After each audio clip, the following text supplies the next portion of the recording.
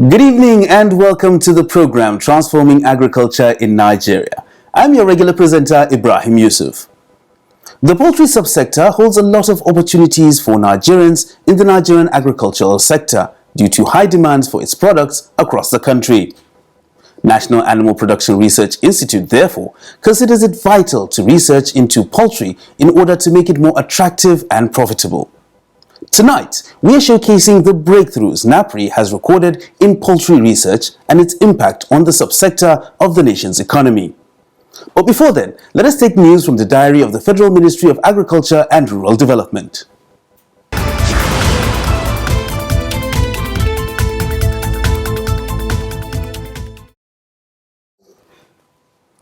Nigeria and Netherlands launch ranching hub in Nasarawa.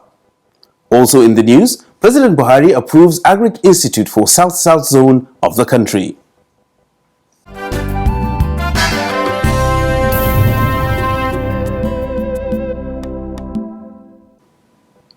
In a bid to prevent farmers-herders clashes and cattle rustling in Nigeria, the federal government, in collaboration with the Netherlands and Nasarawa State, has launched a 22 hectares model ranching project under the National Livestock Transformation Plan, NLTP. It took place in Awe local government area of Nasarawa State. Speaking at the launch, President Muhammadu Buhari, who was represented by the Minister of Agriculture and Rural Development, Muhammad Sabo Nanunu, said the program will be replicated in other states that are interested. Buhari further said the program was to ensure that herders stayed in a particular place instead of moving around in the nomadic way of rearing livestock.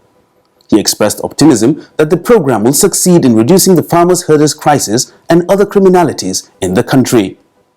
Also speaking, Netherlands Ambassador to Nigeria, Harry van Dijk, said the process of this collaboration to build ranches in the country began in 2018 when President Muhammadu Buhari visited his country and signed a memorandum of understanding with his country to develop ranches in Nigeria.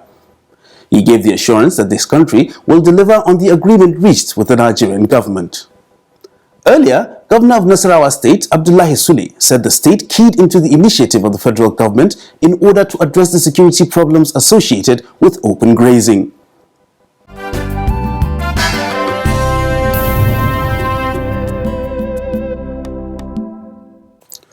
The federal government has approved the establishment of South-South Zonal Agricultural Equipment and Machinery Development Institute in Cross River State.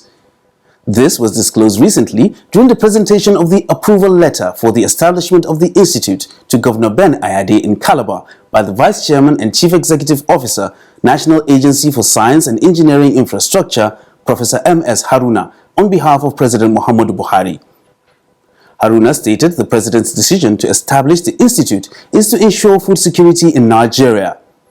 Haruna added that the choice of Cross River State followed a rigorous evaluation of states in the South-South zone and agricultural comparative advantage of the Cross River State, amongst other parameters. The approval followed an earlier request by Governor Ben Ayade to President Muhammadu Buhari for the institute to be established in the state.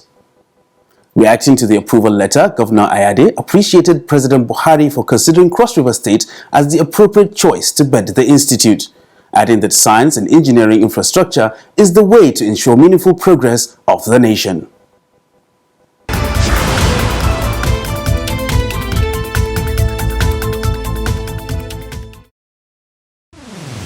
Have you ever heard of the phrase "Shika Brown" in poultry production and wondered what it is? Or have you heard of it but don't have details on its advantages over other birds in its category? In our next segment of the program, we will give you details of what Shika Brown variety is all about in terms of its evolution, advantages over others, and the impact on the nation's poultry production. We'll be telling you why it is a major breakthrough for Nigeria.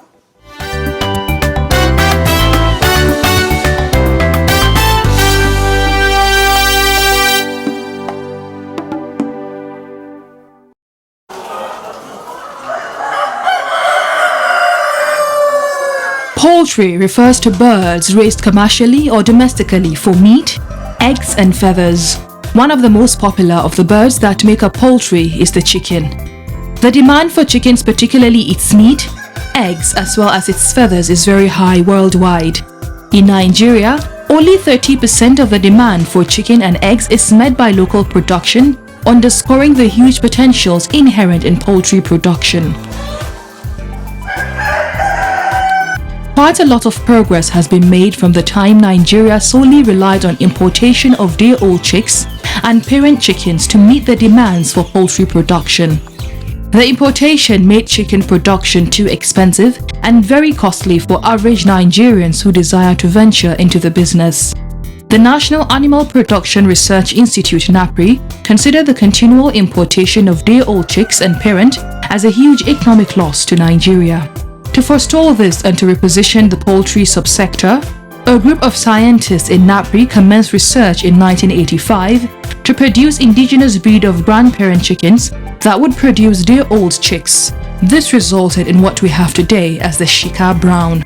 The Shika Brown was actually necessitated as a result of acute scarcity of day-old chicks right in the 70s, and there was a National Council of Agriculture meeting that held in Zaria, and in that meeting NAPRI was mandated to begin a research, a flagship research into the production of an indigenous egg-type chicken that will help in mitigating against the scarcity of day-old chick. Because without a good day-old chick, the poultry industry is dead. Apart from the availability of day-old chick, we know that to import day-old chick, you don't use water, you use foreign exchange. And it's a huge drain on the foreign exchange resources of the country if we keep importing. This group of scientists came together in 1985 and imported 2 lines of grandparent stock to start this Shika Brown that you are having today. And since that 1985, we had the Shika, the Rhode Island Red and the Rhode Island White, from where we were able to develop the initial stock from which the Shika Brown emanated. And for the past 35 years, through selection and breeding, continuous selection and breeding, we have come to establish this breed called Shika Brown, and we are the custodian of the grandparent stock of both the white and the brown. The brown, as you are seeing here, is the male lines. The white is the female line. Day-old chicks and parent imported into the country previously suffered high mortality rate because they were not meant for Nigeria weather. In developing the Shika Brown, a lot of factors were put into consideration by the Nigerian scientists. To select and to produce a bird that is both productive, high production, high sustainable, high ability to cope with the environment, they decided to put the genes together. Each of them they brought 4 lines, and they had to collab the 4 lines genes together, the gene for the male line and the gene for the female line. And certain criteria were set up for the selection. We were selecting for birds that are adaptable to the environment, birds that will do well in Nigeria despite the variation in the tropical weather. We are looking for birds that are highly resistant and birds that can survive, birds that will not die easily, birds that are resistant to diseases. So a certain criteria was set up, and those criteria was what they used in selection and breeding. They selected for body size, they selected for egg number, they selected for egg weight, they selected for survivability and resilience. The discovery of the Shika Brown in Nigeria by NAPRI is considered as a major breakthrough that has contributed positively to the development of the poultry subsector in Nigeria. One of the major breakthrough, of course, is the Shika Brown. It has tremendous impact in livestock, in poultry production in Nigeria, because it is not only limited to the high and mighty commercial farmers, but it has been found to be of relevance to even the local small poultry producers, people that just have 10, 50 chickens. And that is where real impact can be felt, because if you go to the rural areas where protein intake can be a challenge. Having such animals sustaining productivity will have immense impact in both livelihood and disease prevention. It's a breakthrough because, one, as a result of this, there's no need to import grandparent stock, since there's grandparent stock here. Two, it's a breakthrough because we're able to develop a breed for Nigeria, and for Nigeria that can stand the test of time, that can stand different ecological zones, that can meet high production, that are very hardy, high survivability, and high ability to cope with different type of weather.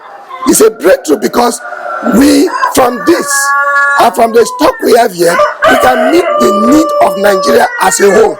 It's a breakthrough in the sense that scarce foreign exchange can be saved from this project we are seeing.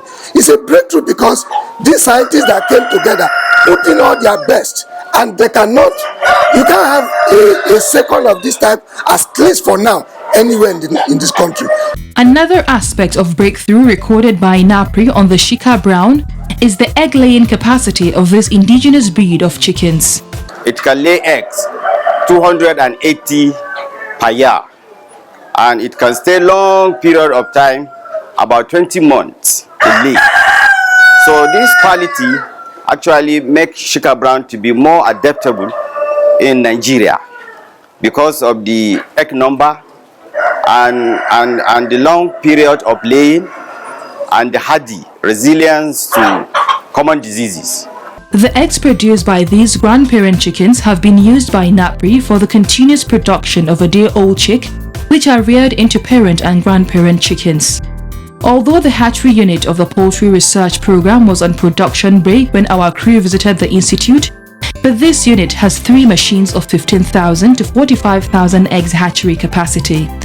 The chicks produced here are taken to the NAPRI farm or sold to farmers. One significant aspect of this hatchery is the determination of fertile and non-fertile eggs. Yeah, the fertile eggs usually used to be dark after 18 days in an incubator. That's incubator setter. Then at that very day, the infertile one will look transparent because you are going to carry the tray of the egg and place it in front of a beam light of light. So the light will penetrate through the eggs. Those that look dark, it indicates the fertile ones. There is developing embryo inside it. Those that look transparent, there is no any life inside. The egg is infertile right from the farm, so we reject them. Aside the earlier research made into the layer variety of Shika Brown chickens, further research is also in progress in improving or developing the broiler variety of Shika Brown chickens. Like you can see, we have reached advanced stage to launch a broiler that are indigenous here, like the way we produce Shika Brown egg type chickens. We are also in the advanced stage to produce the meat type chickens, which is broiler, and very soon we will take it for multiplicational tests within this 6 geopolitical zone.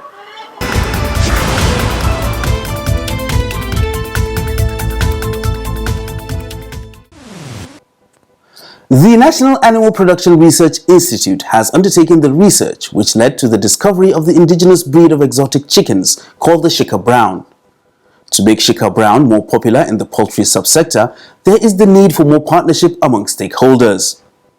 In our next segment, Partnership for Development, we will examine the level of partnership of NAPRI with other stakeholders, as well as the advice given to farmers by researchers on poultry farming. Keep watching.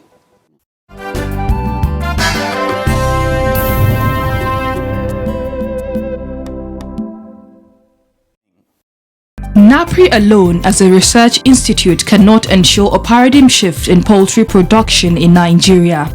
It has been in partnership with some hatcheries to ensure the transfer of the Shika Brown from being a research work on the shelves to a productive means to enhance poultry production in Nigeria. Yes, we have worked with farms like Fall Hope in Ibadan. We have worked with farms like Ojemai Farms in Benin. We have also supplied to, even as far as Niger Republic, we have supplied part of this shikabra. And even in Kaduna here, we have worked with the College of Agric in Kaduna, where they hatch our shikabra, even for the Kaduna environment. So we are, as I said, we are still connecting with more hatcheries. We are still calling for more people to come and patronize the Shika brand because it's a gold mine.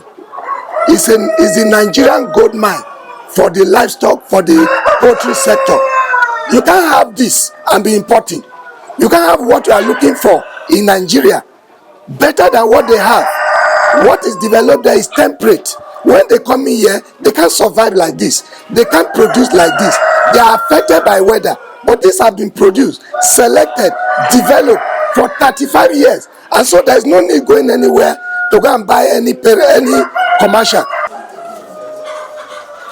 The resilience, productivity, affordability and impact of the Shika Brown can be better felt if more players in the poultry industry join hands with NAPRI to make it more available for Nigerians.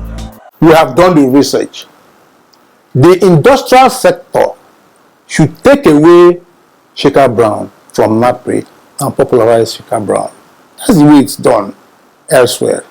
Not NAPRI said, not the institute, because this is a research institute. It's a research institute. It's not a commercial. It's not a commercial place. So I'm encouraging the industry operators to come and take away Shika Brown. It does not mean they take away Shika Brown, we're going to leave them. We are still going to be doing the upstream research with a view to continuously improve the quality of Shika Brown. Poultry business is a lucrative business that every Nigerian can venture into on a small scale or commercial level because it serves as a protein source in every home. However, a prior knowledge of poultry management is advised. You need to have your land. When you have the land where you keep, then you must have a good breed. Then when you have a good breed, then you must have the type of feed you will give. So make sure your management practice what it takes to rear chickens. You are able to follow the rules. Once you have a proper housing, proper environment, you have water. Make sure you have water. When you have water, then the environment is safe and you have a good breed, and you can be able to succeed. Multifunctional practice of rearing poultry to maximize the efficiency of production include good brooding management, water management, litter management, disease prevention and control, feeding management, lighting management, floor space management, environmental management, among others. Poultry is a lucrative business, very lucrative. And if you feed your chicken well, because whatever you give your chicken is what they will give back to you. If you feed your chicken well, you vaccinate them when necessary, and you maintain strict biosecurity. Not that my friend came and then I took my friend to come and see my chickens and see how well they are doing. You keep them away from your poultry farm. Only those that have been assigned to the poultry house have access to the poultry house. Strict biosecurity, I ensure. Strict biosecurity. Wash your water every day, what they use to drink water, and change their feed every day. An aspect of these management practices that is very indispensable is disease prevention and control. They are giving 2 vaccines. According to Dr. Ote, rearing of poultry requires strict adherence to vaccination processes. Like when the farmer goes to the hatchery to collect his eggs, from day old, they are giving 2 vaccines.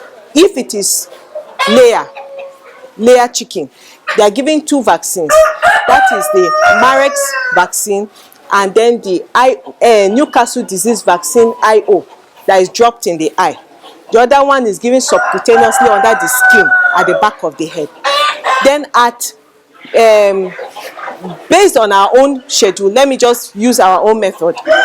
At 2 weeks, you give Gomboro. That is the infectious bursal disease vaccine. You give that at 2 weeks in their drinking water. Then at 3 weeks, you give Lasota. That's the Newcastle disease vaccine, Lasota, at 3 weeks.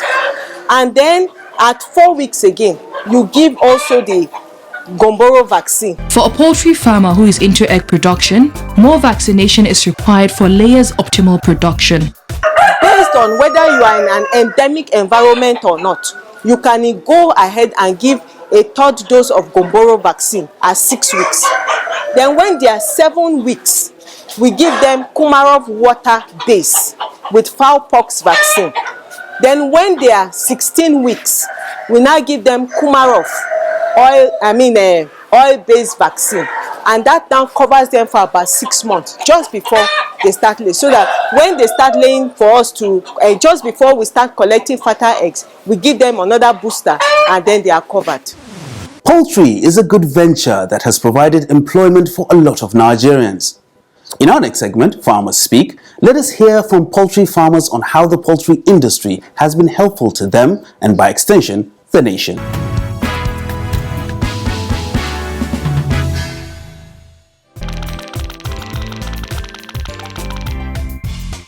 As I came, I learned how they take care of the fowl.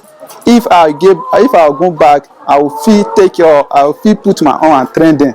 So if other people, youth, especially we youth, if you come for person work, don't carry money put at front. Just the thing where you come to rent, just be patient and rent what you came to rent before money. If you pass for that place, you will still, that way you rent, you will carry and go do it for your place. Yes, I really appreciate my boss because it's not only the beneficiary of this farm. Many are benefiting here, we are benefiting here because through what we are getting here, we are using it to invest for ourselves. So I really appreciate him. If there's many that can employ people like that in Nigeria, the youth will not be crying around that we don't have a job.